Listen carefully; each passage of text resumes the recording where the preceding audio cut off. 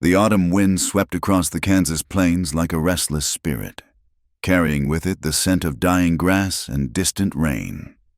In the fading light of October 1880, the small town of Cedar Ridge sat like a lonely island in an ocean of prairie, its wooden buildings huddled together against the vastness that surrounded them. Dust devils danced between the storefronts, and the sky above stretched endlessly, painted in shades of pewter and ash.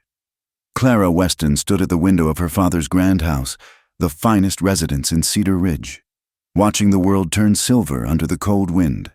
At 22, she possessed the kind of beauty that made men remove their hats and women whisper behind gloved hands, golden hair that caught the light like wheat at harvest, eyes the color of spring violets, and a grace that years of finishing school had refined but never quite tamed. Yet there was something in the set of her shoulders, the way her fingers pressed against the glass, that spoke of a bird testing the bars of its cage. The house itself was a monument to her father's success, 3 stories of imported lumber and St. Louis furnishings, with carpets thick enough to muffle any sound of discontent. Samuel Weston had built his fortune one foreclosure at a time, and the First Bank of Cedar Ridge stood as testimony to his ability to turn other men's misfortunes into his own prosperity. He ruled both his bank and his household with the same iron fist, and since Clara's mother had passed from fever 5 winters ago, that fist had closed ever tighter around his only child. "Clara, step away from that window. It's unseemly for a young woman to gawk at the street like a shop girl." Samuel's voice cut through her reverie like a banker's stamp on a rejected loan. He stood in the doorway of the parlor, his gray suit as severe as his expression, gold watch chain catching the lamplight. "Yes, Father." Clara moved to the settee, her movements precise and practiced, though something rebellious flickered in her eyes before she lowered them demurely. "Thomas Morrison will be joining us for dinner tomorrow evening," Samuel continued, settling into his leather chair with the satisfaction of a man who had just closed a profitable deal. "I trust you'll wear the blue silk. It brings out your eyes, and the Morrisons appreciate attention to detail." Clara's hands tightened in her lap. Thomas Morrison, son of the largest landowner in 3 counties, with a face like unrisen dough and hands that always seemed to grasp more than they were offered. The engagement her father had been orchestrating for months, like a business merger between 2 profitable enterprises. "I would prefer," she began, but Samuel's look silenced her. "Your preferences are noted and dismissed. The Morrison family represents stability, prosperity, and an alliance that will benefit everyone involved. The engagement will be announced at the Harvest Ball next week." That evening, Clara sought solace in the only freedom available to her, a walk to the general store for embroidery thread she didn't need. The sun was setting, painting the sky in shades of amber and rose, when she passed the saloon and heard the sound that would change everything. It was laughter, not the crude guffaws of drunk cowboys or the calculated chuckles of businessmen, but something genuine and free. She glanced toward the sound and saw him. Luke Hart leaned against the hitching post outside Murphy's saloon, talking with old Jim, the stable hand. He was tall and lean, with the kind of muscle that came from hard work rather than good breeding. His clothes were worn but clean, the outfit of a drifter who maintained his dignity despite his circumstances. Dark hair fell across his forehead, and when he turned, perhaps sensing her gaze, Clara found herself looking into eyes the color of storm clouds over the prairie. For a moment, they simply looked at each other across the dusty street. Then Luke touched the brim of his hat, a gesture both respectful and somehow intimate in its simplicity. "Evening, miss," he said, his voice carrying a hint of somewhere farther south, maybe Texas or the Territories. Clara knew she should walk on, knew that proper young ladies didn't converse with strange men, especially not drifters who lounged outside saloons. But something in those gray eyes held her fast. "Good evening," she replied, surprising herself with the steadiness of her voice. Jim shuffled away, muttering about horses to tend, leaving them in a bubble of unexpected privacy despite the public street. "New in town?" Clara asked, then immediately colored at her boldness. "Arrived this morning," Luke replied, straightening from his casual pose. Looking for work, though from what I've seen, this town doesn't much care for strangers. There was no bitterness in his tone, just a statement of fact delivered with the resigned wisdom of someone who had heard similar sentiments in a dozen other towns. Cedar Ridge can be particular about newcomers, Clara admitted, thinking of the suspicious looks she'd seen directed at anyone who didn't fit the town's narrow definition of respectability. Particular. He smiled then, and it transformed his face, revealing a younger man beneath the weather-worn exterior. That's a kind way of putting it. Miss Weston, she supplied before she could stop herself. Clara Weston. She saw the recognition flicker across his features. Everyone knew the banker's daughter. His expression shuddered slightly, the easy warmth replaced by caution. Then I'd best not keep you, Miss Weston. Your father wouldn't appreciate his daughter talking to a drifter in the street. My father doesn't appreciate much of anything that doesn't involve interest rates and property deeds, Clara said, then pressed her fingers to her lips, shocked by her own words. Luke studied her for a long moment, and she had the unsettling feeling he could see straight through the expensive dress and proper manners to the wild thing underneath. This town's not meant for everyone, Miss Weston, he said quietly, his words carrying weight beyond their simple meaning. Some folks are meant for wider skies. Before Clara could respond, the saloon doors swung open, disgorging a group of cowboys. The spell broke, and Clara hurried away, her heart beating like a caged bird against her ribs. That night, as she lay in her feather bed listening to the wind rattle the windows, Clara couldn't stop thinking about gray eyes and wider skies. She rose and went to the window, looking out at the moonlit plains that stretched endlessly beyond the town limits. Somewhere out there was a world where women weren't traded like property, where freedom was more than just a word in the Independence Day speeches. The next day brought Thomas Morrison to dinner as promised, his thick fingers reaching for more of everything, more food, more wine, and whenever her father wasn't looking, more of Clara. She endured his presence with the same frozen smile she'd perfected over years of social obligations, but her mind kept drifting to a lean figure against a hitching post, to words about wider skies. After dinner, when Thomas had finally departed with wet kisses to her hand that made her skin crawl, Clara heard her father and Morrison Sr. talking in the study. The door was slightly ajar, their voices carrying clearly in the quiet house. The wedding should be within the month, Morrison was saying. No sense in waiting. Girls of age, and my boys eager to settle down. Agreed, her father replied, though Clara can be spirited, nothing that marriage won't cure, of course. Thomas knows how to handle a spirited filly. Morrison chuckled, and the sound made Clara's stomach turn. Break them right, and they make the best wives. Clara fled to her room, nausea rising in her throat. She was trapped, as surely as any prisoner in the county jail. In a week, her engagement would be announced. In a month, she would belong to Thomas Morrison, to do with as he pleased. The next 2 days passed in a blur of preparation for the harvest ball. Dresses were fitted, hair was styled, and Clara moved through it all like a sleepwalker. She took her permitted walks, always hoping to glimpse the drifter again. But Luke Hart seemed to have vanished like smoke. Then, on the night before the ball, she heard the rumors in the kitchen. Cook was gossiping with the washerwoman. Their voices lowered, but not quite enough.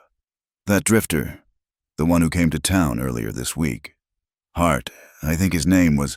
Sheriff's been asking questions about him. What kind of questions? Cook leaned in eagerly. Seems there was some trouble down in Texas, a shooting in a border town. Man killed was the son of a big rancher, and the killer disappeared. Description matches our mysterious Mr. Hart. Lord have mercy. A killer. Right here in Cedar Ridge. Well, nobody knows for sure, but there's been vigilante groups all through the territories looking for him. They say the dead man had it coming, was forcing himself on a Mexican girl. And this Hart fellow intervened. But you know how it is. Rich man's son ends up dead. Someone's got to pay. Clara stood frozen in the hallway, her heart pounding. Luke Hart, a wanted man?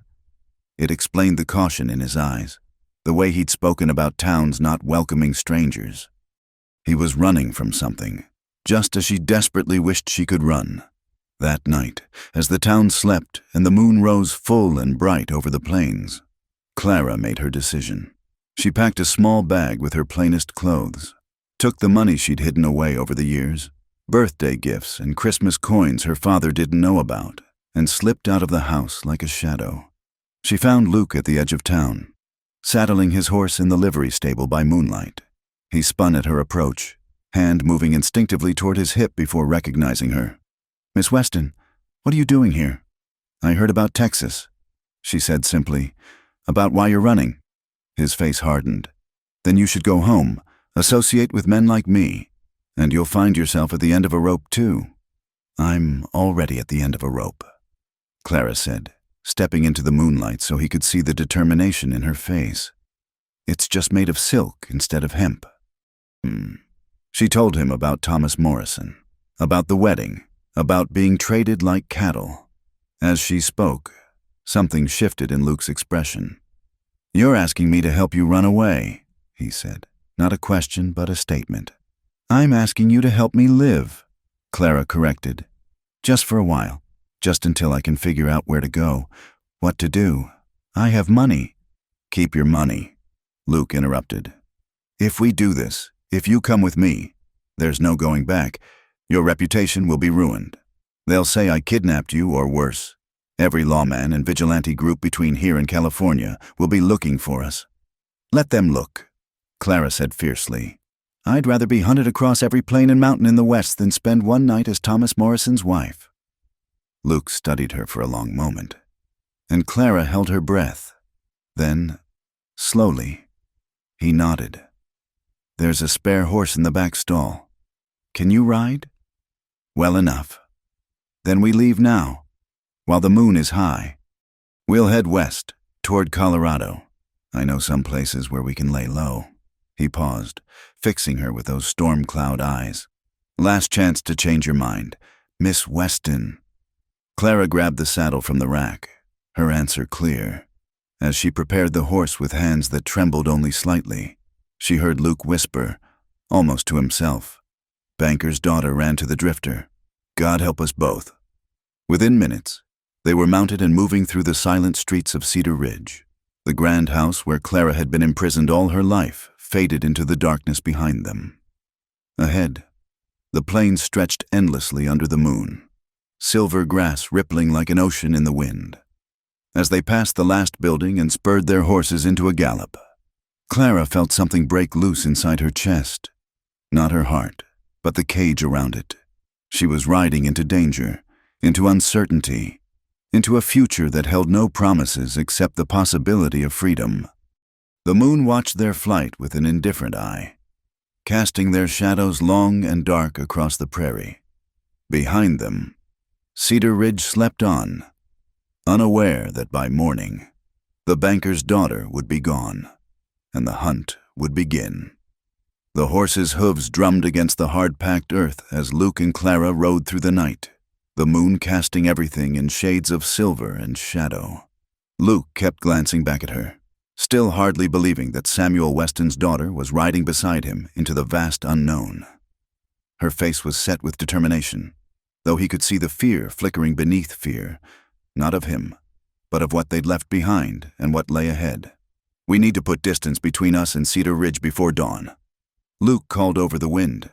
"Your father will raise hell when he finds you gone." Clara nodded, leaning low over her horse's neck. She rode better than he'd expected, with a natural grace that spoke of years of practice, though probably in far more civilized circumstances than their current flight. They rode for hours without stopping, following trails Luke knew from his wanderings. The landscape changed gradually, the neat farmlands giving way to wilder country, where the grass grew tall and untamed. When the first pale light of dawn began to streak the eastern sky, Luke finally slowed their pace. "The horses need rest," he said, guiding them toward a copse of cottonwoods near a small creek, "and we need to water them." As they dismounted, Clara's legs nearly buckled. She'd never ridden so hard or so long. and every muscle screamed in protest. Luke steadied her with a hand on her elbow, his touch gentle despite his calloused palms. "You did good," he said quietly. Not many society ladies could have kept that pace. "I'm not a society lady anymore," Clara replied, attempting a smile despite her exhaustion. "I suppose I'm an outlaw now." Luke's expression darkened. "Don't say that lightly. Miss Weston, you don't know what it means to be hunted." "Then tell me," she said, sinking down on a fallen log while the horses drank. "Tell me about Texas." Luke was silent for a long moment, his eyes fixed on the brightening horizon. When he finally spoke, his voice was flat, carefully controlled. His name was Clayton Barrett, son of the biggest rancher south of San Antonio. I was working at a cantina in a border town, trying to earn enough to move on. There was a girl there, Maria, 16 years old, helped her mother with the cooking. He paused, jaw tightening. Barrett and his friends had been drinking all day. When Maria brought their food, Barrett grabbed her, wouldn't let go. She was crying, begging. "You helped her," Clara said softly. "I told him to let her go."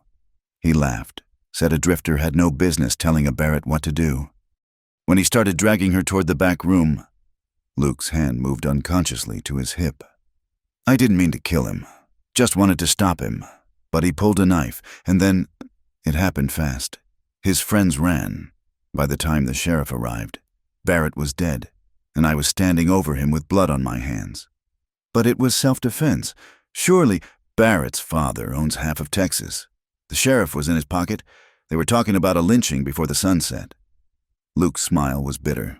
"So I ran. Been running ever since. That was 8 months ago." Clara absorbed this, understanding now the weight he carried, the constant vigilance in his manner. "Do you regret it?" "Regret saving Maria? No. Regret killing a man? Every day." He looked at her directly. "That's what you've tied yourself to. Miss Weston, a man with blood on his hands and a price on his head." "Clara," she corrected. "If we're going to be outlaws together, you should use my given name." That surprised a genuine smile from him. "All right, Clara, but we need to talk about what happens when—" The sound of horses interrupted him. Many horses, moving fast. Luke was on his feet instantly, hand on his gun. "Get behind those rocks," he ordered, but Clara was already moving, gathering their horses' reins to lead them into better cover.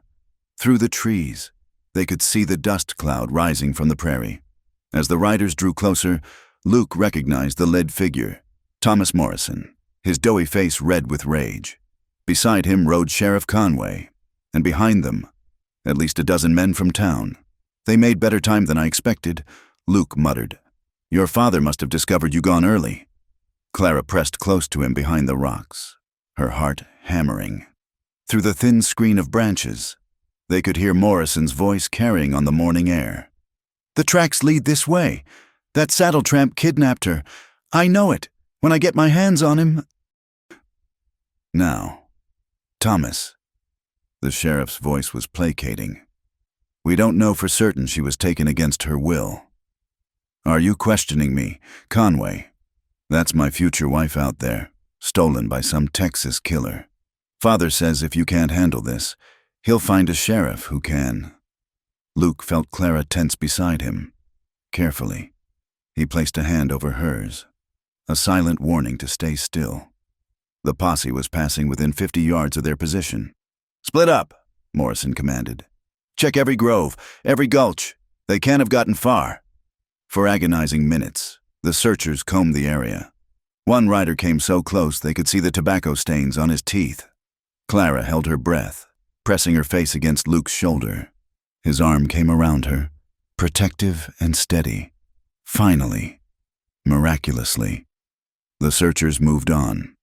They waited until the sound of hooves faded completely before emerging from their hiding spot. "They'll double back when they don't find us ahead," Luke said. "We bought some time, but not much." "Did you hear what Morrison said?" Clara's voice shook with anger. "His future wife. Like I'm already his property." "That's how men like him think," Luke said grimly. "Come on, I know a place we can hold up. But we need to move fast." They rode through the rising heat of the day, taking a circuitous route to throw off pursuit. Luke led them through terrain that grew increasingly rough, across rocky ridges where horses left no tracks, through streams to break their trail. Clara followed without complaint, though he could see exhaustion weighing on her. By afternoon, they reached what Luke had been aiming for, an abandoned stage station, one of many that had been left to rot when the railroad changed the transportation routes. The building was still solid, offering shelter and a good view of the surrounding country. "Used this place a few months back," Luke explained as they led the horses into what had been the stable. "Not many folks know it's here." Inside the main building, dust motes danced in the shafts of light coming through broken shutters. Clara sank onto a wooden bench, finally allowing her exhaustion to show. "I must look a fright," she said, touching her disheveled hair. "You look like a woman who rode all night to save her own life," Luke corrected, rummaging in his saddlebags. "Nothing frightful about that." He produced some hardtack and dried beef, along with a canteen. "Not fancy fare, I'm afraid." "It's perfect," Clara said, accepting the food gratefully. As they ate in companionable silence, she studied him in the afternoon light. The dangerous man from the wanted posters seemed at odds with the one who shared his meager supplies and spoke so gently. "Why did you agree to help me?" she asked suddenly. "You could have ridden on, left me to figure things out alone." Luke considered the question. "Maybe because I remember what it feels like to have no choice but to run. Maybe because I could see you were drowning in that big house just as surely as if you were at the bottom of a river." He paused. "Or maybe because when you looked at me outside that saloon, you saw a man instead of a murderer." Their eyes met and held. Something shifted in the air between them, a recognition of kindred spirits despite their different worlds. The moment was broken by the distant sound of horses. Luke was at the window instantly, peering through a crack in the shutters. "How many?" Clara whispered. "Can't tell yet. Too much dust." He watched intently, then relaxed slightly. "They're passing to the south. Looks like Morrison split his group to cover more ground." "Will they give up?" Luke turned from the window, his expression serious. "Not Morrison, not with his pride at stake, and not your father, with his reputation to consider. They'll paint this as a kidnapping, maybe say I forced you at gunpoint.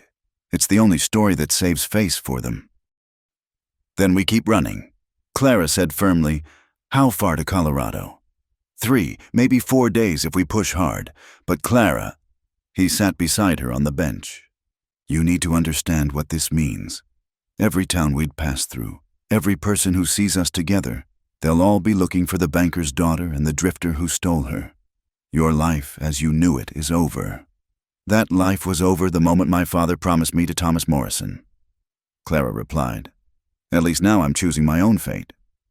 As the afternoon wore on, they took turns keeping watch and resting. Luke taught Clara how to clean and load his spare pistol, her fingers clumsy at first but gradually gaining confidence. "Have you ever fired a gun?" he asked. "Father thought it unladylike. He said Morrison would protect me after we married. Out here, you need to protect yourself." Luke said, "Tomorrow, when we're clear of the posse, I'll teach you to shoot." As the sun began to sink toward the horizon, painting the sky in shades of amber and rose, Luke made a decision.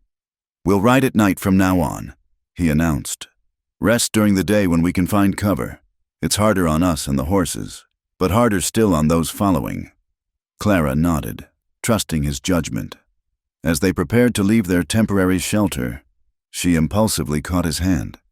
"Luke, thank you for taking the risk, for helping me." He squeezed her hand gently before releasing it. "We're not clear yet. Save your thanks for when we cross the Colorado border." They mounted up as the first stars appeared, riding out into the gathering darkness. Behind them, somewhere in the vast expanse of prairie, Morrison and his vigilantes searched with increasing frustration. The banker's daughter had vanished like smoke, and with her, Cedar Ridge's most notorious visitor. As they rode through the moonlight, Clara felt the first stirrings of something she'd never experienced. Hope mixed with fear. Exhaustion mixed with exhilaration. She was no longer the banker's daughter. No longer the future Mrs. Morrison. She was simply Clara, riding through the night with a man whose past was as dangerous as their uncertain future. The moon rose full and bright, turning the grasslands into a silver sea, and somewhere in that vast expanse, two riders moved like shadows, pursued by the past but riding toward whatever freedom the western horizon might hold. Dawn found them at the edge of a shallow creek, the horses drinking deeply while Luke scanned the horizon. They had ridden through another night, putting precious miles between themselves and their pursuers. Clara dismounted stiffly, her body protesting every movement, but she made no complaint. "We'll rest here for a few hours," Luke decided, noting the dark circles under her eyes. "The horses need it, and so do you." As Clara splashed cold water on her face, trying to wash away the dust and fatigue, Luke found a sheltered spot among some large boulders. He spread his bedroll in the shade, gesturing for her to rest. "What about you?" she asked. "I'll keep watch. Sleep while you can." Clara was too exhausted to argue. She lay down, using her folded coat as a pillow, and was asleep within moments. Luke settled himself where he could see both approaches to their position, rifle across his knees. He found himself studying her as she slept, this remarkable woman who had chosen uncertainty over security. Her golden hair was tangled and dusty, her fine dress torn and travel-stained. Yet there was a peace in her sleeping face that he hadn't seen when she was awake in that grand house. The sun climbed higher, and still Clara slept. Luke let her rest, knowing they would need all their strength for what lay ahead. It was near noon when the sound of approaching riders made him tense. He touched Clara's shoulder gently, and her eyes flew open, instantly alert. "Company," he whispered. They crept to a vantage point between the rocks. Below, a group of 5 men had stopped at the creek, their horses drinking while they discussed something. These weren't Morrison's Vigilantes. Luke recognized the type. Drifters, probably outlaws themselves, the kind who haunted the territories looking for easy prey. "Told you I saw dust yesterday," one was saying. "Someone's running hard out here." "Could be anyone," another replied, but he was already studying the ground. "Fresh tracks, though. 2 horses. Luke felt Clara tense beside him, carefully, silently. He checked his weapons. 5 men were bad odds, especially with Clara to protect. The searchers spread out, following the tracks. It was only a matter of time before they found them. Luke made a quick decision. "Can you handle the rifle?" he whispered. Clara nodded, though her face had gone pale. "Don't fire unless I do. And if things go bad, you take a horse and run. Don't look back. I'm not leaving you." "You will if I tell you to." Luke's voice was firm. "Promise me." Before Clara could answer, one of the men called out, Well, what have we here?" They'd been spotted. Luke stepped out from the rocks, hand near his pistol, but not touching it. "Afternoon, gentlemen, just passing through." The men exchanged glances, taking in Luke's worn clothes and capable stance. Then their leader, a scarred man with cold eyes, noticed Clara emerging behind him. "That's a fine-looking woman you got there. Friend, seems a bit high class for the likes of you." "The lady's with me," Luke said evenly. "We're not looking for trouble." "Hear that, boys? They're not looking for trouble." The leader laughed. An ugly sound. "Thing is, sometimes trouble finds you anyway. That's a nice horse she's got. Nice dress, too, even if it is a bit dusty. Makes a man wonder what else you might be carrying." The other men began to spread out, trying to flank them. Luke's hand moved closer to his gun. "I'd think real careful about your next move," Luke warned. "We've got no quarrel with you. Maybe we've got a quarrel with you," the scarred man said. "In fact, I'm thinking that lady there might be someone important, someone whose family might pay well to get her back." Luke saw the recognition dawning in their eyes. Word had already spread about the banker's missing daughter. His hand dropped to his pistol. "Back off, now." 5 against 1? I don't like your odds. Drifter. 5 against 2. Clara said clearly, stepping beside Luke with the rifle raised. Her hands were steady, though Luke could hear the fear in her voice. The leader laughed again. Little lady knows how to hold a gun. Question is, does she know how to use it? Only one way to find out, Clara replied, and Luke felt a surge of pride at her courage. The tension stretched taut, every man poised on the edge of violence. Then one of the outlaw's horses, perhaps sensing the danger, whinnied and shied away. The sudden movement broke the spell. The scarred leader went for his gun. Luke's weapon cleared leather faster, the shot echoing across the prairie. The leader spun and fell, clutching his shoulder. Clara's rifle cracked a second later, the bullet kicking up dust at another outlaw's feet, making him dive for cover. "Mount up!" Luke shouted, already moving toward the horses. Gunfire erupted around them as they swung into their saddles. Luke returned fire, trying to keep the outlaws' heads down while Clara got her horse under control. A bullet whined past his ear. Another struck the rocks behind them. They spurred their horses into a gallop, racing across the open ground. Behind them, the outlaws scrambled for their own mounts. Shouting curses, Luke guided them toward rougher terrain, knowing their pursuers would have to slow down or risk their horses. For a terrifying hour, they fled across the landscape, the sound of pursuit never quite fading. Clara rode like a woman possessed, her fear transformed into determination. When they finally crested a ridge and saw no dust cloud behind them, Luke called a halt. "Are you hurt?" he asked, scanning her for injuries.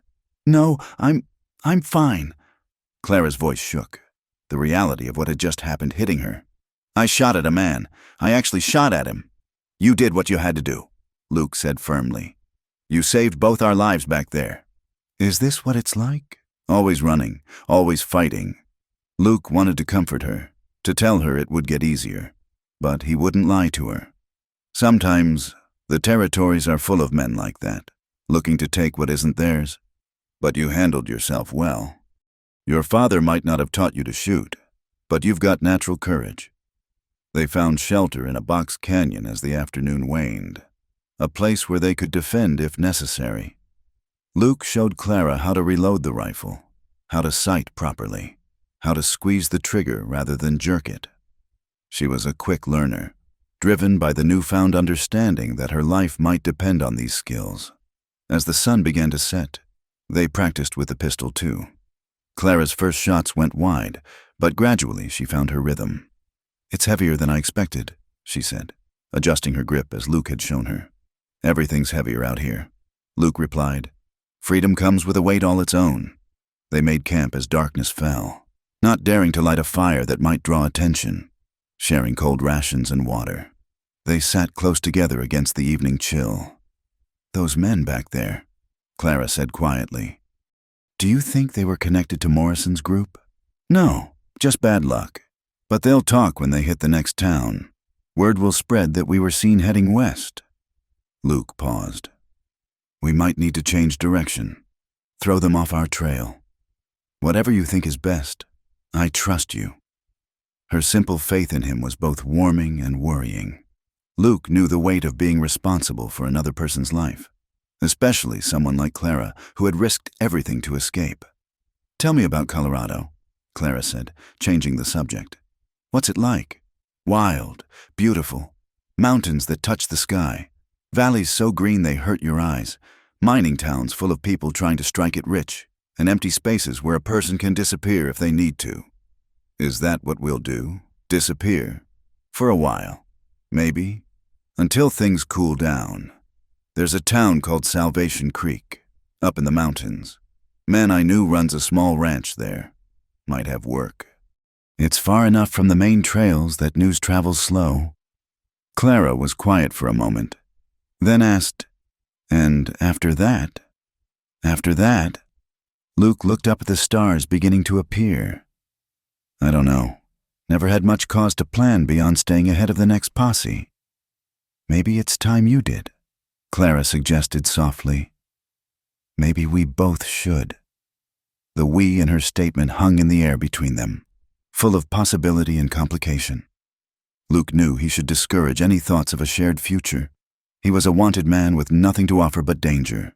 But sitting there in the darkness with her warmth beside him, he couldn't bring himself to voice the words. "There," Clara pointed to the sky. "The North Star. My mother showed it to me when I was little. She said no matter how lost you feel, it's always there to guide you home." "What if you don't have a home to go back to?" "Then you follow it until you find a new one," Clara said simply. They sat in comfortable silence, watching the stars emerge one by one. Despite the danger behind them and the uncertainty ahead, Luke felt something he hadn't experienced in months of running, a sense of not being alone. Clara had fired a gun today, had faced down outlaws, had chosen to keep riding with him even after seeing what his life entailed. She was no longer just a banker's daughter running from an arranged marriage. She was becoming something more, something stronger. "We should move again soon," Luke said eventually. "Night riding's harder after what happened today, but Morrison won't give up easy. Neither will those outlaws. If they think there's money to be made, then we ride," Clara said, standing and brushing dust from her torn dress. "Though I'm beginning to think I should find some proper riding clothes. This dress wasn't made for gunfights and hard riding." Luke smiled, the expression softening his weather-worn features. "Next town we dare stop in. We'll see what we can find. Might raise fewer questions if you looked less like a runaway heiress anyway." As they prepared the horses, Clara paused. "Luke, what that man said about me being worth ransom money? Would my father really pay to get me back? To save face, to preserve his reputation, probably, but Clara, I'd die before I'd let anyone drag you back to that life." "I know," she said quietly. "That's what frightens me." They mounted up and rode into the night once more, two figures against the vastness of the prairie. Behind them, the day's violence lingered like smoke. Ahead, the mountains of Colorado waited, promising shelter but no guarantees. Clara had learned to shoot today, but more than that, she had learned the true price of the freedom she'd chosen. And as they rode through the darkness, following stars that had guided travelers for centuries, she found that she was willing to pay it. The second night of riding brought unexpected fury from the sky. What began as distant thunder transformed into a full sandstorm, the wind screaming across the plains like a living thing. Luke had seen it building on the horizon, the distinctive brown wall that meant trouble, but they were caught in open country with nowhere to shelter. "Pull your coat over your face," Luke shouted over the howling wind, demonstrating with his own bandana. "Stay close to me." The world disappeared into a chaos of stinging sand and darkness. Even the moon vanished behind the churning dust. The horses struggled forward, heads down, while Luke relied on instinct and memory to guide them toward the red rock formations he knew lay somewhere ahead. Clara pressed close behind him, one hand gripping his coat to keep from being separated. The sand found every gap in their clothing, coating their skin, filling their mouths with grit. Time lost meaning in the brown darkness. It could have been minutes or hours before Luke finally spotted the darker shadow of rock ahead. He led them into a narrow canyon, the walls providing blessed relief from the wind's fury. They continued deeper until they found an overhang that formed a natural cave. Only then did they dismount, coughing and spitting sand. "Are you all right?" Luke asked, helping Clara to sit on a relatively clear patch of ground. She nodded, pulling the coat away from her face. Even in the dim light, he could see her skin was raw from the sand's assault. "Is it always like this? Storms come up fast out here. We were lucky to find shelter." He secured the horses, who stood with heads hanging, exhausted from fighting the wind, as the storm continued to rage outside their sanctuary. Luke built a small fire from dried brush he found deeper in the cave. The light revealed ancient markings on the walls, pictographs left by people who had sought shelter here long before. Clara studied them with interest, tracing one with her finger. "What do they mean?" "Stories, maybe, warnings, maps to water." Luke settled beside her. "Indians used these canyons for generations before folks like us came along." The firelight danced across Clara's face, highlighting the exhaustion and determination mixed there. Her fine dress was now thoroughly ruined, torn and stained beyond repair. Yet she hadn't complained once. "Let me see your hands," Luke said quietly. She held them out, revealing blisters from gripping the reins and new calluses forming beneath. He produced a small tin of salve from his pack, gently applying it to the worst spots. "My mother would be horrified," Clara said with a rueful smile. "Ladies' hands are supposed to be soft and white. These are honest hands now," Luke replied, his touch careful on her injuries. "Hands that can hold a gun, control a horse, save a life. Nothing shameful in that." Their eyes met across their joined hands, and something shifted in the air between them. The cave suddenly felt smaller, more intimate. Clara's breath caught as Luke's thumb traced across her palm. "Luke," she whispered, and he realized he'd been leaning closer without conscious thought. He released her hands, clearing his throat. "You should rest. Storm like this could last hours." But neither moved. The firelight, the enforced closeness, the shared danger of the past days, it all combined into a moment suspended outside time. "That scar," Clara said, reaching toward his hand. "Is that from Texas?" Luke looked down at the white line across his knuckles. "No, that's older. From the first time I stood up to someone bigger than me. I was 15, working on a ranch in Wyoming. The foreman liked to use his fists on the younger hands. What happened? I hit him back." Luke's smile was wry. "Got the scar and lost the job, but kept my dignity.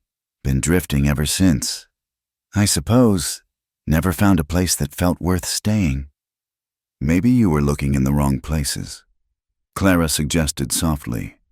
This time when their eyes met, neither looked away. Luke reached out, brushing a strand of dusty hair from her face. Clara leaned into the touch, her eyes fluttering closed. "This is dangerous," Luke murmured, but his hand cupped her cheek gently. "Everything about this is dangerous," Clara replied, opening her eyes. "But I've never felt more alive." The kiss was inevitable as the storm outside, soft at first, tentative, then deeper as the walls they'd both built began to crumble. Clara's hands tangled in his hair while Luke pulled her closer, careful of her injuries, but unable to deny what had been building between them since that first meeting outside the saloon. When they finally parted, both breathing hard, reality crashed back. Luke stood abruptly, moving to check on the horses. "We can't," he said roughly. "You're under my protection. I won't take advantage." "You're not taking advantage." Clara stood too, facing him with that courage he'd come to admire. "I'm not some innocent girl who doesn't know her own mind. I chose to run. I chose to stay with you after those outlaws attacked, and I'm choosing this." "You don't understand what you're choosing. I've got nothing to offer you. Clara, no home, no future, no promise of safety. Just a life of running until a bullet or a rope catches up with me. Then we'll run together," Clara said fiercely. "Or find somewhere to stop running. But don't you dare push me away because you think you're protecting me. I've had enough of men deciding what's best for me." The storm howled louder outside, as if echoing the turmoil between them. Luke turned back to face her, seeing not the banker's daughter, but the woman she'd become in just a few days of freedom. "If we do this," he said slowly, "if we care for each other, it makes everything harder. Morrison will never stop hunting us. Neither will the law, and if they catch us, they'll hang me and destroy you." "Then we don't get caught," Clara said simply. She crossed to him, taking his face in her blistered hands. "I'm not asking for promises. Luke, I'm not asking for forever. I'm just asking for honesty about what's between us." Luke covered her hands with his. "You want honesty? Every moment since you walked up to me that night, I've been fighting this, fighting how you make me want things I gave up on long ago. A home, a reason to stop running, someone to protect besides myself. Then stop fighting," Clara whispered. This time when they kissed, it was with full knowledge of what they were risking. The cave became their whole world as the storm raged outside. Two people finding solace in each other despite the chaos surrounding them. They talked through the night, sharing stories by the dying fire. Luke told her about his childhood, about losing his parents to fever and learning to survive alone. Clara spoke of her mother's death, of the slow suffocation of her father's house, of dreams she'd never dared voice. "When I was young," Clara said, nestled against Luke's shoulder, "I used to read stories about the frontier, about people starting over, building new lives. Father called them foolish tales, but I always wondered what it would be like to just disappear and become someone new. And now you know," Luke said, pressing a kiss to her hair. "It's harder than the stories made it sound." Clara admitted, "But also more real, more true." As dawn approached, the storm finally began to die. They emerged from the cave to find the world transformed, sand dunes where none had been before, familiar landmarks obscured. But the air was clear, washed clean by the wind. "We'll need to be careful," Luke said, studying the changed landscape. "Storm like that will have erased our tracks, but it also means we can't be sure of the trail." They mounted up, Clara now wearing a spare shirt of Luke's over her ruined dress, looking more like a frontier woman than a banker's daughter. As they rode out of the canyon, she paused to look back at the cave that had sheltered them. "No regrets?" Luke asked, watching her carefully. "None," Clara said firmly. "Whatever happens now, I chose it. We chose it." They headed west again, toward the distant mountains that promised refuge. The storm had given them an advantage. Their pursuers would have been forced to take shelter too, and tracking would be nearly impossible in the sand-altered terrain. But Luke knew their respite was temporary. Morrison's pride and Samuel Weston's reputation would drive them to keep searching. And now, with feelings acknowledged between them, the stakes were even higher. It wasn't just their lives at risk anymore, but the fragile hope of a future together. As they rode through the morning light, Clara began to hum softly, a hymn her mother had taught her. Luke found himself smiling despite everything. The storm had passed, but he suspected the real tempest was still to come. Yet, somehow, with Clara beside him, he felt ready to face whatever waited on the horizon. "There," he pointed to a smudge of smoke in the distance. "Mining town, from the looks of it. We'll need supplies if we're going to make it to Colorado. Is it safe?" "No town is safe for us now, but we need food, ammunition, and you need proper clothes. We'll be careful, get what we need, and move on." Clara nodded, understanding. Their moment of peace in the cave was over. Reality waited in that distant town.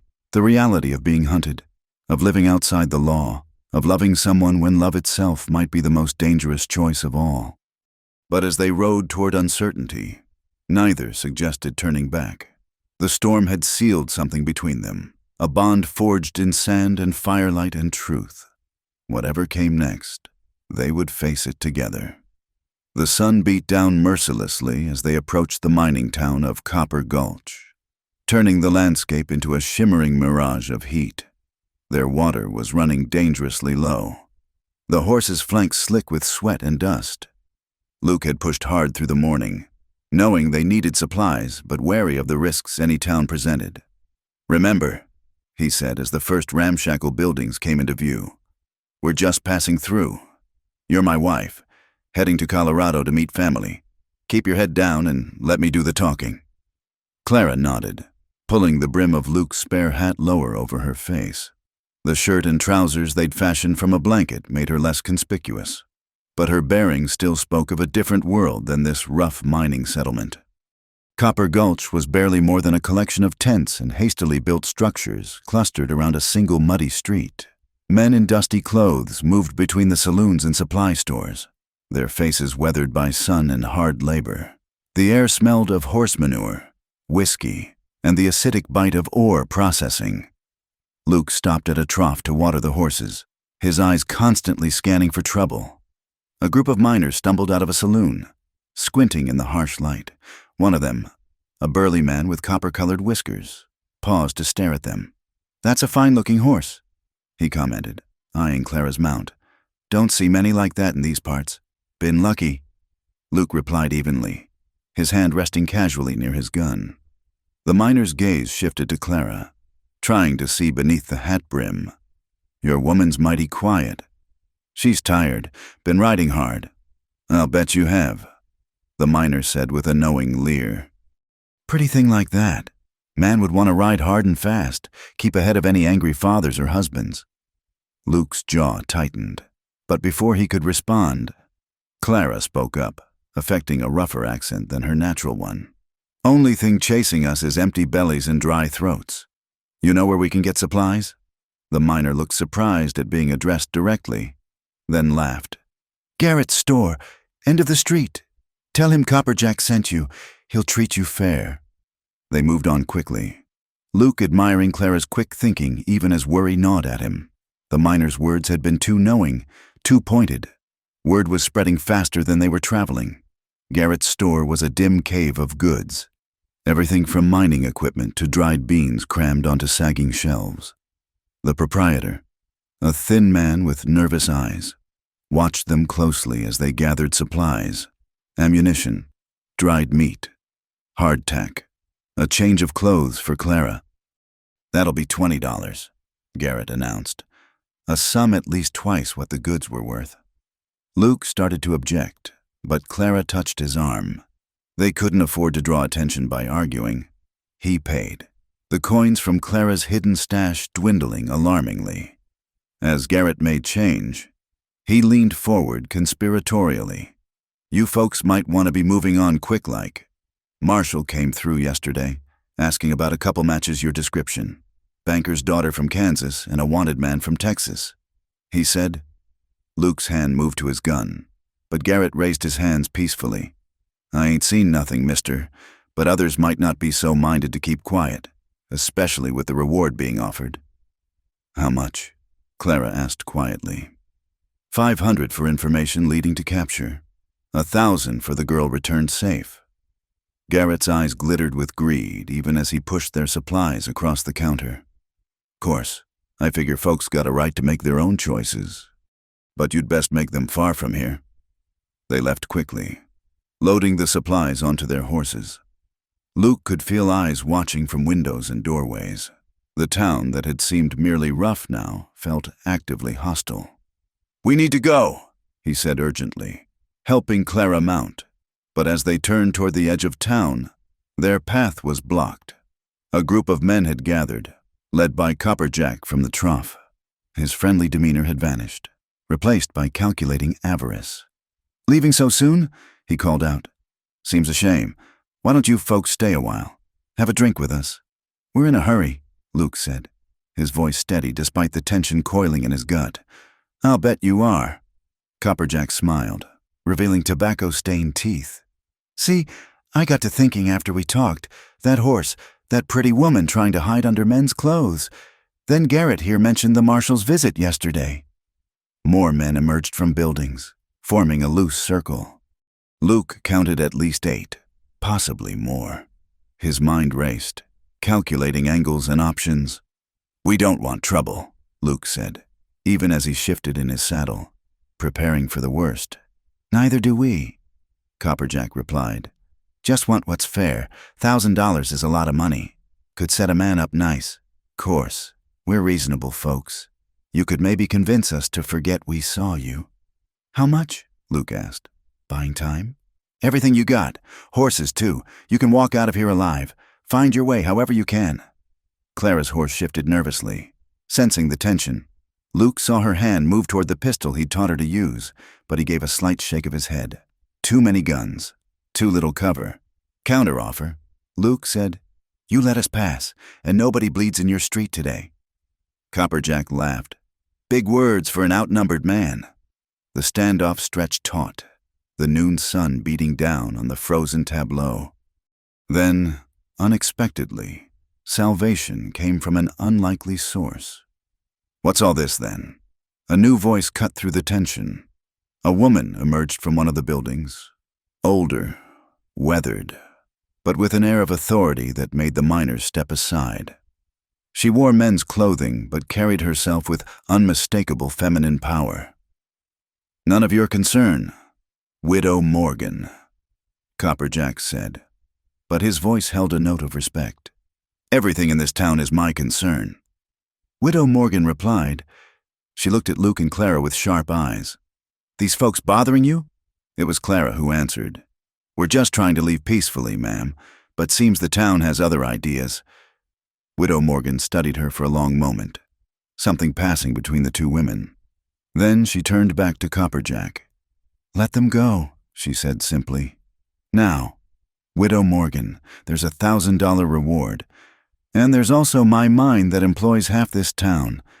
She interrupted. You want to keep working, you'll step aside. The threat in her voice was clear. Copperjack might lead the miners, but Widow Morgan held their livelihoods. Grudgingly, the circle of men began to dissolve. This ain't right, Copperjack muttered. Letting good money ride away. Lots of things ain't right, Widow Morgan replied. Doesn't mean we have to add to them. Luke touched his hat brim to her, a gesture of genuine gratitude. As they began to ride past, Widow Morgan caught Clara's reins briefly. There's a waterhole about 5 miles west, she said quietly. Past that, a box canyon that leads north. Most folks don't know about it. Might be a better route than the main trail. Why? Clara asked softly. Why help us? Widow Morgan's weathered face softened slightly. Maybe because I was young once. Maybe because I know what it's like to run from a life chosen for you. Or maybe I just don't like seeing the wolves circle. She released the reins. Now get, before these fools change their minds. They rode out of Copper Gulch at a measured pace, Luke fighting the urge to gallop. Behind them, they could hear Copperjack arguing with Widow Morgan, but her voice remained firm. Only when they were out of rifle range did Luke allow them to pick up speed. They found the waterhole exactly where Widow Morgan had said, a small oasis in the harsh landscape. While the horses drank, Luke climbed a nearby rise to scan for pursuit. Clear for now, he said, sliding back down. But they'll come. Maybe not Copperjack's group, but someone will want that reward bad enough to follow. Clara was rubbing down her horse, movements automatic despite her exhaustion. $1,000. My father must be desperate to save face. Or desperate to get you back. Luke suggested. No, Clara said firmly. You didn't know him like I do. This is about his reputation, his standing. The daughter of Samuel Weston doesn't run off with drifters. It ruins the story he's built about himself. They rested briefly in the shade of some scrub trees, sharing water and some of the supplies they'd bought. Clara had changed into the rough dress they'd purchased, looking more like a frontier woman now despite her refined features. That woman back there, Clara said thoughtfully. She understood something, saw something in me. Kindred spirit, maybe. Luke agreed. Not many women run mines out here. Takes a special kind of strength. The kind that comes from having no other choice. Clara said. She looked at her hands, now rough and capable. I'm changing. Luke, can feel it happening. The girl who lived in that house in Cedar Ridge, she's fading away. Regrets? Luke asked, though he thought he knew the answer. No, she was dying anyway. Slowly, politely, but dying all the same. Clara met his eyes. This is harder, scarier, but I'm alive. They found Widow Morgan's hidden canyon as the afternoon shadows grew long. It was a narrow passage between high rocks, barely wide enough for horses in some places, but it led north as promised, offering a route that might confound pursuit. As they rode through the deepening shadows, Luke allowed himself a moment of hope. They'd survived another town, another close call. Clara was proving herself stronger than he'd dared imagine. Maybe, just maybe, they could make it to Colorado. But he knew better than to trust hope too much. The world had a way of crushing such feelings, especially for people like them, the wanted and the runaway, the drifter and the banker's daughter who'd chosen freedom over safety. Behind them, the sun set over Copper Gulch, where men were already arguing about the wisdom of letting a fortune ride away. Ahead, the canyon wound through darkness toward an uncertain dawn, and somewhere between the two, Luke and Clara rode on, chasing a dream of freedom across a landscape that offered no promises except the next sunrise. The horses' hooves echoed off the canyon walls, a lonely rhythm in the gathering dark. Soon they would need to find shelter, to rest for another night's journey. But for now, they kept moving. Two shadows against the stone, bound together by choice and circumstance, and something deeper that neither fully dared to name. The pine forest closed around them like a sanctuary, the air sharp with resin and the promise of snow. They had climbed steadily for 2 days since leaving the canyon, the landscape changing from desert to mountain terrain. The trees offered cover, but also danger in the thick woods. An ambush could come from any direction. Luke guided them carefully through the forest paths, relying on instincts honed by years of survival. Clara rode close behind, her horsemanship now confident despite the difficult terrain. The transformation in her continued, the soft banker's daughter replaced by a woman who could read the land almost as well as he could. As darkness approached on their 4th day in the mountains, Luke found what he'd been searching for, a small clearing with a hunter's shelter, abandoned but still solid. It wasn't much, just a lean-to of logs and bark, but it would keep the worst of the cold at bay. "We'll rest here tonight," he decided, dismounting to check the structure. "Horses need proper rest, and so do we." They worked together to settle the animals, their movements coordinated without need for words. This easy partnership had developed naturally, each anticipating the other's needs. It was during these quiet moments that Luke felt the dangerous pull of hope, the dream of a life where such simple domesticity could be theirs always. Clara gathered pine needles for bedding while Luke risked a small fire, the smoke dispersing through the thick canopy above. As they sat close to the flames, sharing their meager meal, the forest sounds surrounded them. An owl's call, the rustle of small creatures, the whisper of wind through pine boughs. "Listen," Clara said suddenly, holding up her hand. Luke froze, hand moving to his weapon. But the sound that reached them wasn't pursuit. It was silence. The forest had gone still, the way it did when predators moved through. "Wolves?" Clara whispered. "Maybe. Or men trying to move quiet." Luke doused the fire with dirt, plunging them into darkness. "Stay close to the shelter." They waited, every nerve strung tight. The moon was rising, casting silver patterns through the trees. Then they saw them, shapes moving between the trunks, too deliberate to be wolves. 4, maybe 5. Luke breathed in Clara's ear. "They're trying to surround us." Clara's hand found his in the darkness, steady despite the fear he knew she must feel. "Morrison's men? Has to be. They're being too careful for regular outlaws." A voice called out from the trees, cultured and cold. "Mr. Hart, Miss Weston, we know you're in there. Why don't we discuss this like civilized people?" Luke recognized the voice. Edward Morrison, Thomas's older brother, a war veteran who'd earned a reputation for ruthlessness during the Indian campaigns. "Nothing to discuss. Morrison," Luke called back. "The lady made her choice." "Did she? Or did you force her, fill her head with promises?" Edward's voice carried clearly. "Clara, your father is sick with worry. Thomas is willing to forgive everything, take you back with no questions asked. This doesn't have to end badly. It already has ended." Clara called out, her voice strong. "I'm not going back. Not to that house, not to that life, and certainly not to your brother. You're confused.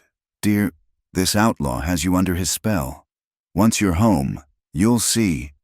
I see clearly for the first time in my life." Clara interrupted. "And what I see is men who think they own me trying to drag me back to a cage."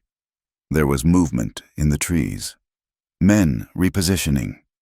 Luke counted muzzle flashes from at least 4 positions. They were outnumbered and pinned down. "Last chance. Hart," Edward called. "Send her out, and you can ride away. We don't want you, just the girl." "You'll have to kill me first," Luke replied grimly. "If necessary." Edward's tone was matter-of-fact. "But I'd prefer to avoid the mess. Clara, think about this. Do you really want his blood on your hands?" Clara stood suddenly, and Luke grabbed for her, but she stepped clear of the shelter, into a patch of moonlight. "You want to avoid bloodshed, Edward? Then leave, now, because I'll die before I go back, and I'll take some of you with me." To emphasize her point, she drew the pistol Luke had given her, holding it with steady hands. "I've learned to shoot, Edward, and unlike you, I've got nothing left to lose." "Clara, get down!" Luke hissed, but she stood firm. "No more hiding," she said. "No more running. If they want to fight, they'll get one." The standoff stretched taut, moonlight and shadow playing across the scene. Then, unexpectedly, another voice joined the conversation. Younger, uncertain. "Edward, maybe we should reconsider. If she doesn't want to come." "Shut up, William," Edward snapped, but doubt had been introduced. Luke took advantage of the moment, moving to stand beside Clara. "Your brother's right. Morrison, the lady's made her choice. Force her back, and everyone in Kansas will know it. Is your family's reputation worth dying for?" "You speak of reputation?" Edward laughed harshly. "You've destroyed it already. The banker's daughter running off with a killer." "I'm no killer," Luke said firmly. "What happened in Texas was self-defense, and you know it. Just like what happens here will be." More whispers from the trees. Morrison's men growing nervous. These weren't hardened gunfighters, Luke realized, but townsmen drafted for what they'd thought would be an easy retrieval. Then Clara spoke again, her voice carrying a strength that surprised everyone. "You want to know what destroyed your reputation, Edward? It wasn't me running. It was the fact that everyone knows why I ran.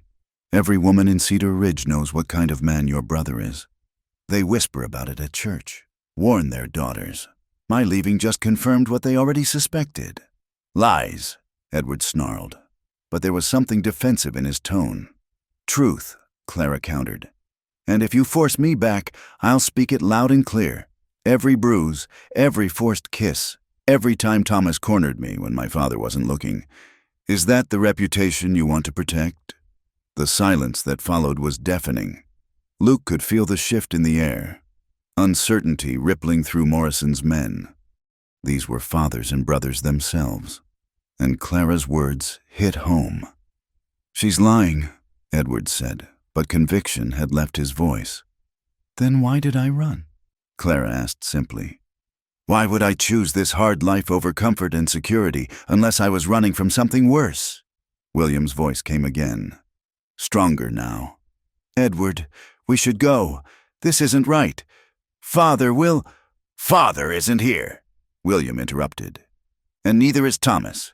Just us, pointing guns at a woman who's begging not to be dragged back. How does that make us any better than what she's accusing Thomas of?" Luke felt Clara trembling beside him, the effort of her defiance taking its toll. He put his arm around her, holding her steady while keeping his gun hand free. "Walk away, Morrison," Luke said. "Tell them we were already gone when you got here. Let everyone believe what they want to believe. The banker's daughter is gone. Let her stay that way." Long moments passed, tension crackling in the air. Then, finally, Edward's voice came from the darkness, tired and defeated. "William's right. This isn't what we came for." A pause. "But Hart, know this, if you hurt her, if you abandon her, I'll hunt you to the ends of the earth." "I'd expect nothing less," Luke replied solemnly, slowly, carefully. The shapes in the trees began to withdraw.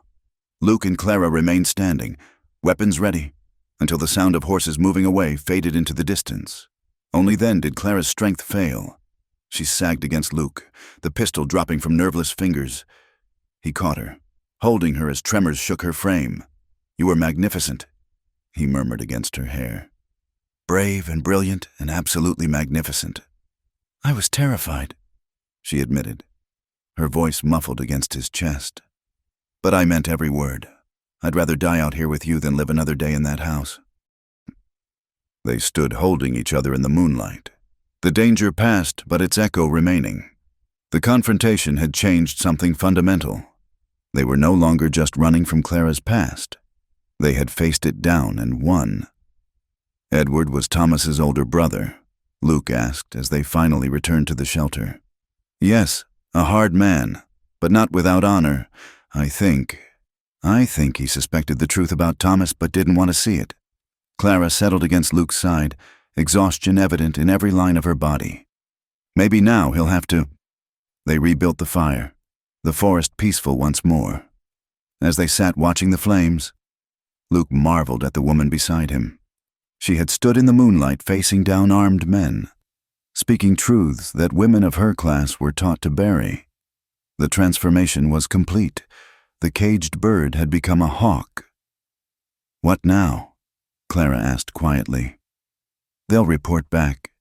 My father will know we're heading for Colorado." Then we changed direction.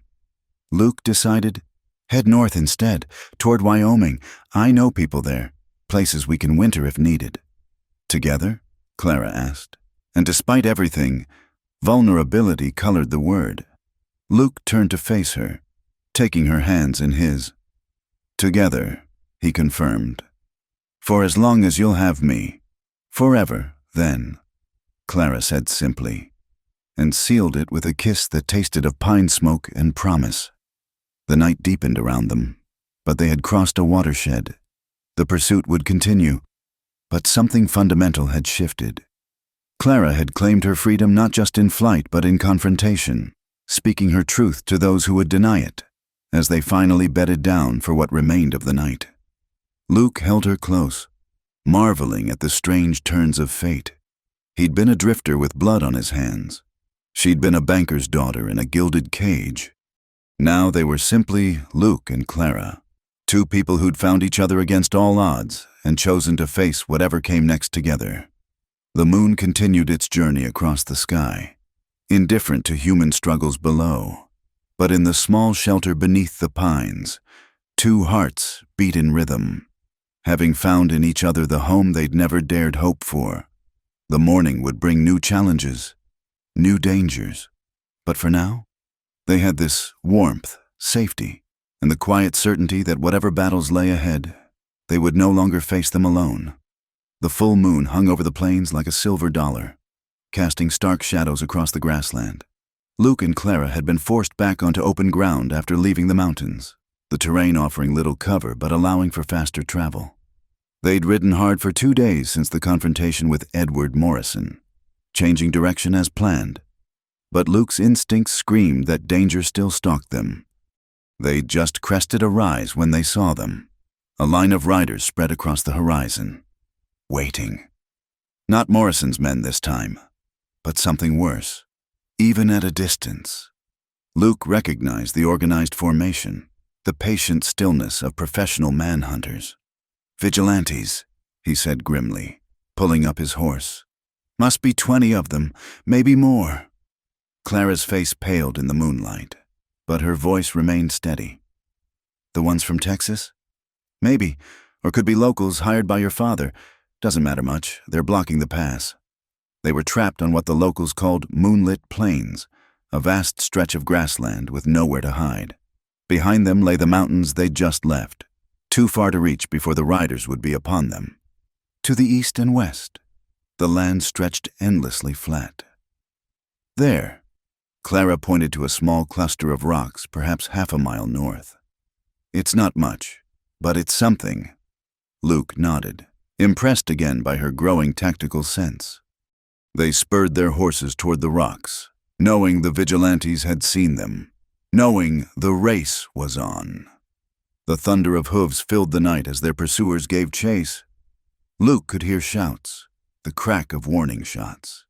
Their horses, already tired from days of hard travel, strained with effort. They reached the rocks just as the first real bullets began to fly, whining off stone like angry hornets. Luke practically pulled Clara from her saddle, pushing her behind the largest boulder before turning to face their attackers. "Must be that $1,000 reward," Clara said, checking her ammunition with hands that barely trembled. "Brings out the worst in people." "Stay down," Luke ordered, sighting his rifle. "Make every shot count." The Vigilantes had spread out, approaching carefully. These weren't the townsmen Edward Morrison had brought. These were hardened fighters who knew their business.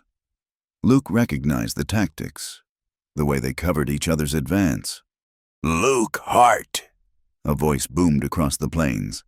"This is Captain Samuel Briggs of the Territorial Vigilance Committee. You're wanted for murder in Texas. Surrender the woman and face justice like a man." "The only justice you boys know comes at the end of a rope," Luke called back, squeezing off a shot that sent one rider diving from his saddle. The firefight erupted in earnest. Muzzle flashes lit up the night like deadly fireflies. Luke moved between positions, making it seem like more than one shooter defended the rocks. Clara fired too, her shots careful and deliberate, forcing the attackers to keep their distance. But the numbers were against them. For every man they drove back, 2 more seemed to take his place. Their ammunition wouldn't last forever, and the Vigilantes knew it. "They're trying to flank us," Clara warned, spotting movement to their left. Luke shifted position, but he knew she was right. They were being slowly surrounded, the noose tightening with professional efficiency. In the brief lulls between gunfire, he could hear Briggs directing his men, coordinating the assault. "Clara," Luke said during one such pause, his voice heavy, "there's something I need to say." "Don't!" she interrupted fiercely. "Don't you dare say goodbye. We're getting out of this. 20 against 2 is an odds I'd bet on."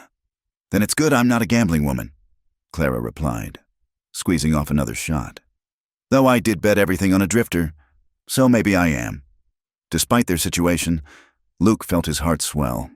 This woman who'd been raised in silk and comfort now crouched beside him in a desperate gunfight, fierce as any frontier warrior.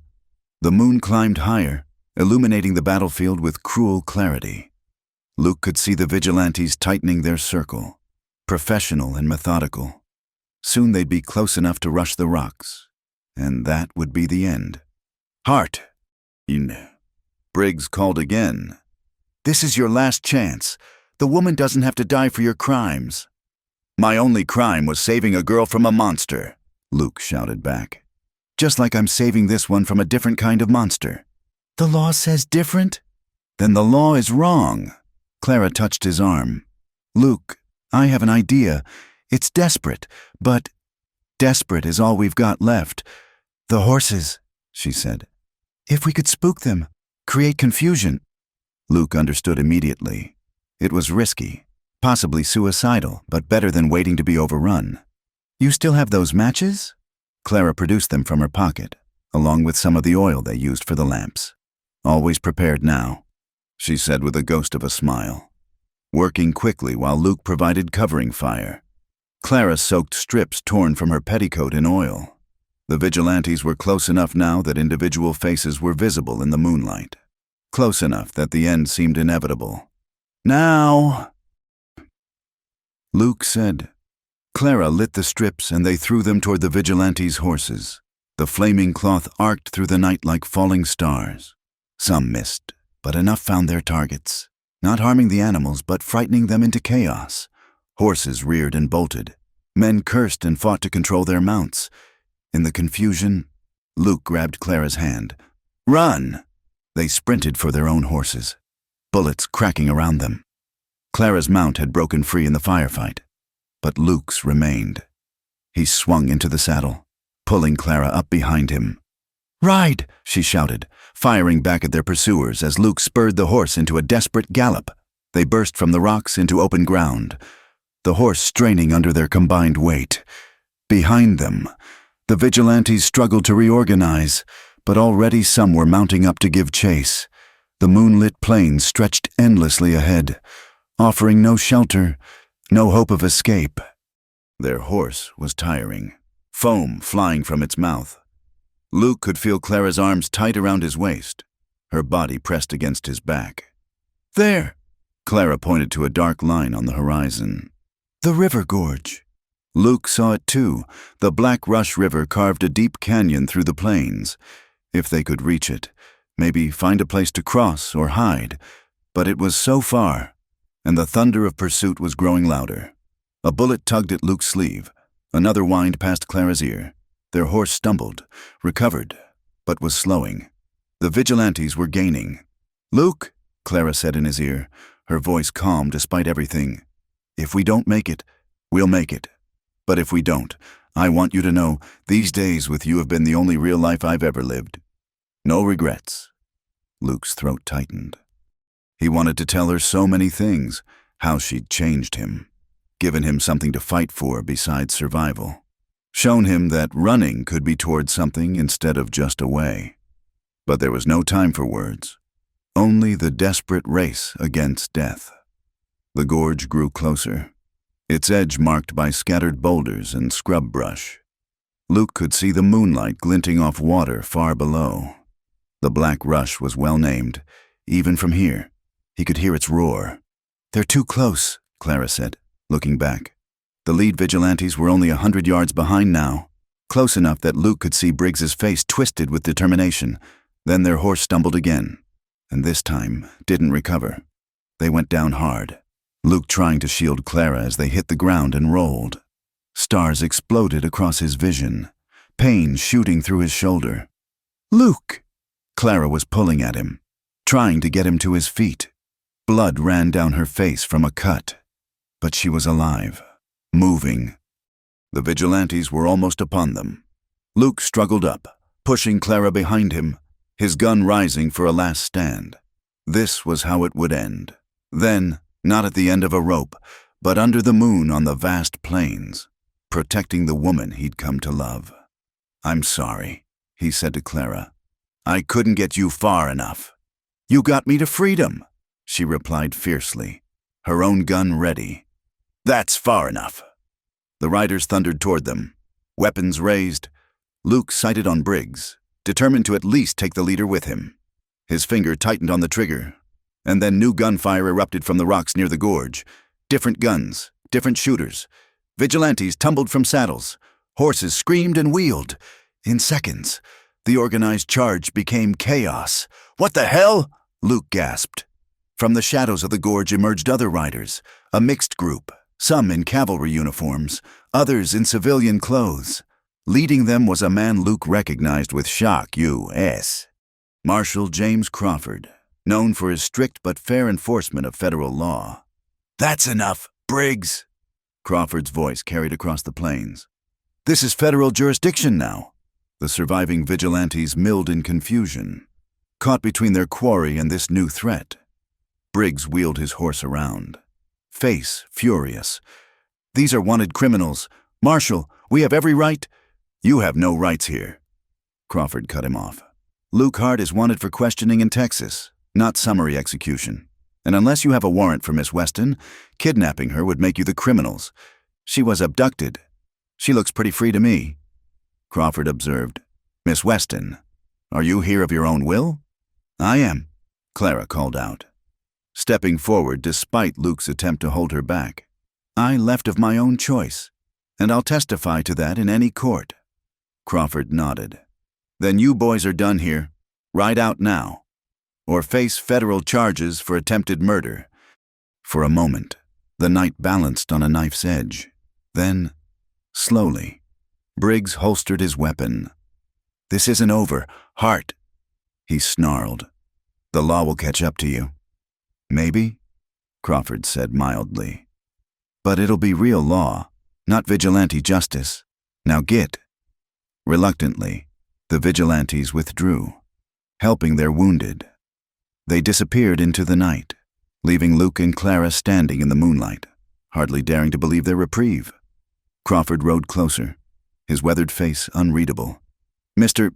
Hart, Miss Weston, seems you've led quite a chase." "Marshal," Luke said carefully, very aware they weren't safe yet. "I suppose you're here to arrest me. That's complicated," Crawford admitted. "See, I've been investigating that incident in Texas. Talked to some folks, including a young lady named Maria and her family. Got a different story than what Barrett's father's been spreading." Luke felt Clara's hand slip into his, squeezing tight. "Different how?" Luke asked. "Different enough that no Texas jury would convict you, assuming you lived long enough to see trial, which, with Barrett's influence, isn't likely." Crawford studied them both. "Sometimes justice and law aren't the same thing, Mr. Hart. Sometimes a man has to choose between them." "What are you saying?" Crawford turned his horse, gesturing toward the gorge. "I'm saying there's a crossing about a mile downstream. Beyond that, You hit territorial lands where my jurisdiction gets mighty unclear. What folks do there is their own business. Luke could hardly believe what he was hearing. You're letting us go? I'm choosing justice over law. Crawford corrected. But Hart, understand this. Make me regret it, and I'll hunt you down myself. You treat that woman right, you live honest, and maybe folks forget about that Texas business in time. Thank you, Clara said, her voice thick with emotion. Thank you so much. Crawford touched his hat brim to her. Ma'am, you've got courage, I'll give you that. Both of you do. Use it to build something good instead of just running. He turned to his men. We're done here, boys. Nothing to see but moonlight and grass. As the federal party rode away, Luke and Clara stood alone on the plains, still struggling to process their narrow escape. Did that just happen? Clara asked, sagging against Luke. I think it did. Luke wrapped his arms around her, holding her close. Seems there's still some good men wearing badges. They looked toward the gorge, toward the crossing Crawford had mentioned, toward a future that suddenly seemed possible. No more running? Clara asked hopefully. Maybe a little more, Luke admitted. But now we're running toward something instead of just away. They started walking, hand in hand, toward the river crossing. Luke's shoulder ached. Clara's cut needed tending, and they had no horse, few supplies, and miles to go.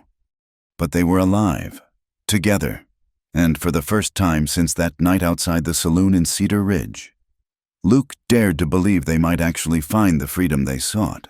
Behind them, their footprints crossed the moonlit grass, a testament to their desperate flight. Ahead, the river sang its ancient song, carrying the promise of new territories, new chances, new life. They'd faced down vigilantes under the moon and lived. Whatever came next, they would meet it together. Dawn painted the eastern sky in shades of rose and gold as Luke and Clara stood on a bluff overlooking the vast expanse of the territories. Luke's shoulder was properly bandaged now, thanks to supplies they'd purchased in a small trading post where no one asked questions.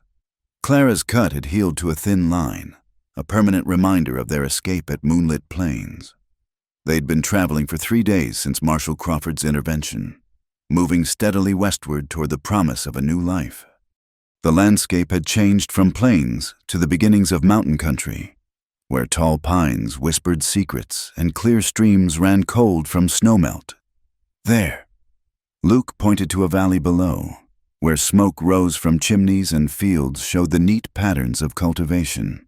Salvation Creek, told you we'd make it. Clara squeezed his hand, emotion thick in her voice. It's beautiful. It looks so peaceful. Man I mentioned, John McKenna. His ranch is on the far side. Wrote to him from that last town, if his offer of work still stands. Luke trailed off, the uncertainty of their future hanging between them. It will, Clara said firmly. We'll make it stand. We've come too far to fail now. They descended into the valley as the morning sun climbed higher, transforming the dew on grass into tiny diamonds. The town of Salvation Creek proved to be larger than Luke had expected. A real community with a church, school, and bustling Main Street. People went about their business with the purposeful energy of those building something lasting. At the general store, they stopped for final supplies. The proprietor, a gray-bearded man named Watson, greeted them warmly. You folks just passing through? Hoping to stay, actually. Luke replied, looking for John McKenna's place. Watson's face brightened. John's a good man, always needing reliable hands. You tell him Watson sent you, he'll treat you fair. He looked between them. You folks married?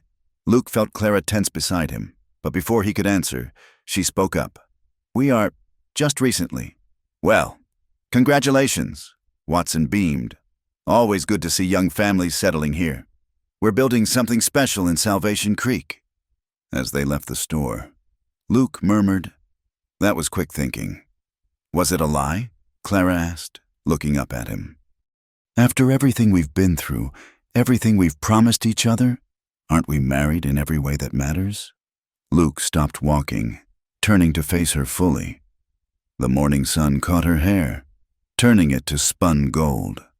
And he was struck again by the courage of this woman who'd given up everything to ride with him. "Clara Weston," he said softly, "would you do me the honor of making it official?" "Soon as we're settled. Proper like?" "Yes," she said simply, tears sparkling in her eyes. 1,000 times yes. They found McKenna's ranch an hour later, a well-built spread with good grass and clear water. John McKenna himself emerged from the barn, a solid man in his 50s with kind eyes and work-worn hands. "Luke Hart?" he called. "Got your letter. Was wondering if you'd actually show." "We had some delays," Luke said carefully, helping Clara down from the horse they'd purchased. "This is Clara, my wife." McKenna's eyes twinkled like he saw through the slight hesitation but appreciated the sentiment. "Ma'am, welcome to the Double J. You folks looking to stay a while?" "Looking to stay permanent, if you'll have us." Luke replied, "I'm good with horses, cattle, whatever needs doing. Clara's educated, could help with books or teaching if there's need." "There's need for everything out here," McKenna said. "Building a new world takes all kinds. You can bunk in the foreman's cabin. Previous man left to try gold mining. Works hard but honest, and I pay fair wages." As they settled into the small but clean cabin, Clara marveled at how normal it all felt. After weeks of running, of sleeping on the ground, of constant fear, the simple act of unpacking their few belongings into a real home was almost overwhelming. "Luke," she said, finding him standing at the window, staring out at the mountains. "What's wrong?" "Waiting for it to be taken away," he admitted. "Keep expecting to see riders coming with guns and warrants?" Clara moved to stand beside him, slipping her arm around his waist. "Crawford was right. We need to stop just running and start building. This is our chance." "Our chance," Luke repeated, the words still feeling foreign. "Never thought I'd have one of those." As the days passed, they fell into the rhythm of ranch life. Luke proved himself invaluable with the horses, his gentle touch and understanding of the animals earning McKenna's quick respect. Clara took over the ranch books, her education serving her well, and also began teaching letters to some of the local children whose families couldn't afford the town school. The community accepted them with the easy grace of frontier people who judged by current actions rather than past histories. If anyone suspected their story wasn't complete, they kept it to themselves. Out here, everyone was starting over in some way. 3 weeks after their arrival, they stood before the circuit judge in the small church, making official what their hearts had already sworn. McKenna stood as witness, along with his wife Mary, who'd taken Clara under her wing. "Do you, Luke Hart, take this woman to be your lawfully wedded wife?" the judge intoned. "I do," Luke said, his voice strong and certain. "Do you, Clara Weston, take this man to be your lawfully wedded husband?" "I do," Clara replied, radiant in a simple dress Mary had helped her make. "Then, by the power vested in me by the territory, I pronounce you man and wife." Their kiss was tender, full of promise and the weight of all they'd endured to reach this moment. The small gathering applauded, and Clara thought she saw Luke blink away suspicious moisture. That evening, as they sat on the porch of their cabin watching the sun set behind the mountains, Clara asked, "Any regrets about settling down, giving up the drifting life?" "Only regret is not finding you sooner," Luke replied, pulling her close. "Though I suppose we both had to become who we are before we could find each other." A month later, a letter arrived at the general store, addressed to Mrs. Clara Hart. Watson handed it over with curiosity but no questions. Clara's hands trembled as she recognized the handwriting. She opened it that evening, with Luke beside her. It was from her father, brief and formal. "Clara, I have been informed of your marriage and your whereabouts.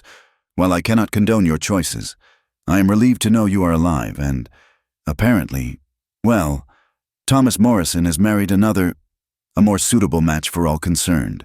I have instructed my lawyers to cease all pursuit and inquiries regarding your situation. Your mother left you a small inheritance, held in trust. I am forwarding the papers for you to claim it. Perhaps it will help you in your new life." Whatever that may be, I will not pretend to understand your actions, but you are my daughter still. Samuel Weston. Clara set the letter aside, emotions warring within her. Luke waited, patient and supportive. He's letting go, she said finally. In his way, he's giving us his blessing. The money could help us build our own place. Luke suggested carefully. McKenna's mentioned that plot of land near the creek is for sale. Clara smiled, the last weight of her old life lifting.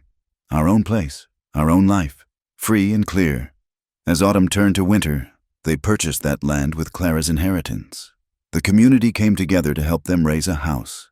Nothing grand like the banker's mansion in Cedar Ridge, but solid and warm and theirs. News filtered in occasionally from the outside world. Edward Morrison had taken over much of his father's business, reportedly running things with more fairness than before. Marshall Crawford had been promoted, continuing his work bringing real justice to the territories. And somewhere in Texas, a young woman named Maria had married her sweetheart, free from fear, on their first Christmas morning in the new house. Clara stood at the window watching snow fall softly on their fields. Luke came up behind her, wrapping his arms around her, his hands resting on the gentle swell of her belly where their child grew. "What are you thinking?" he asked. "About journeys," Clara replied. "About how far we've come from that night outside Murphy's saloon, the banker's daughter and the drifter. We're not those people anymore," Luke observed. "Haven't been for a while now." No, Clara agreed, turning in his arms. we're better. We're free. Outside, the snow continued to fall, blanketing their valley in pristine white. The past was buried beneath it. The fear, the flight, the desperate battles under moonlit skies. What remained was the future they'd fought to claim, stretching ahead like unmarked snow, waiting for them to write their story across it. In the barn, horses stamped and whickered, not mounts for escape now, but working animals for a working ranch. In the house, a fire crackled warmly, keeping the frontier cold at bay. And in each other's arms, Luke and Clara Hart stood as proof that sometimes, against all odds, love and courage could triumph over convention and circumstance. The banker's daughter had run to the drifter, and in doing so, they'd both found their way home. Their child would be born in spring, when the mountains bloomed with wildflowers and the streams ran high with promise. They would raise that child in freedom, teaching them that life's worth wasn't measured in bank accounts or social standing, but in the courage to choose one's own path and the strength to see it through. As the sun broke through the clouds, painting the snow-covered valley in shades of gold and rose, Luke and Clara Hart faced their future together, no longer running, no longer afraid, but standing firm on the ground they'd claimed with blood and tears and unshakable love. The Vigilantes had hunted them across the moonlit plains, but in the end, it was Luke and Clara who had captured the greatest prize of all, a life lived on their own terms, a love stronger than any law, and the freedom that comes from choosing each other against all odds. Their story would be told in years to come, around campfires and in quiet moments, a reminder that sometimes the greatest adventures begin with the simplest acts of courage, like a banker's daughter choosing to run with a drifter under the vast, wild sky of the American frontier. Thank you so much for listening to this Wild West love story. I'd love to know where you're enjoying this tale. Are you listening at home, during your commute, or perhaps somewhere else?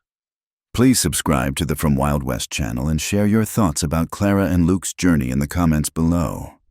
Your feedback and experiences make these stories come alive for our entire community.